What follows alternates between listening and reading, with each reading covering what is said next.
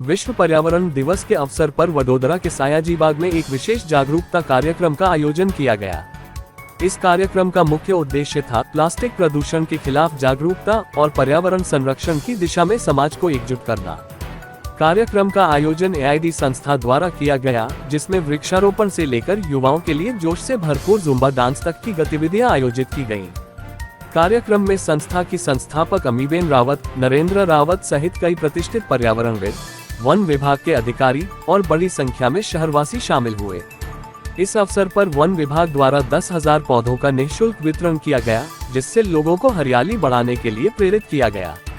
कार्यक्रम में ग्रीनएथॉन का आयोजन भी किया गया, जिसका उद्देश्य वडोदरा को स्वच्छ, स्वस्थ और हरा भरा बनाना था। आयोजन स्थल पर पर्यावरण संरक्षण से जुड़े पोस्टर, प्लेकार्ड्स और होर्डिंग्स भी प्रदर्शित किए गए, जिससे जागरूकता का संदेश जन जन तक पहुंचे।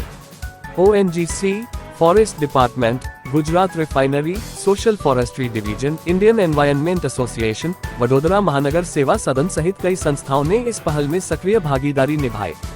कार्यक्रम में पर्यावरण क्षेत्र में उल्लेखनीय योगदान देने वाले विशेषज्ञों और नागरिकों को सम्मानित किया गया। अंत में सभी उपस्थित लोगों ने पर्यावरण की रक्षा का संकल्प लिया और सयाजी बाग में सामूहिक वृक्षारोपण कर इस दिन को सार्थक बनाया। 5મી જૂન એટલે વિશ્વ પર્યાવરણ દિવસ। કમાટી બાગ ખાતે છેલ્લા 13 વર્ષથી અમે ગ્રીનેથોનનું આયોજન કરીએ છીએ। હજારો નાગરિકો જોડાય છે। સૌ પ્રથમ તો આપના માધ્યમથી એ સૌનો આભાર વ્યક્ત કરીએ છીએ। ખૂબ સુંદર આયોજન થયું છે।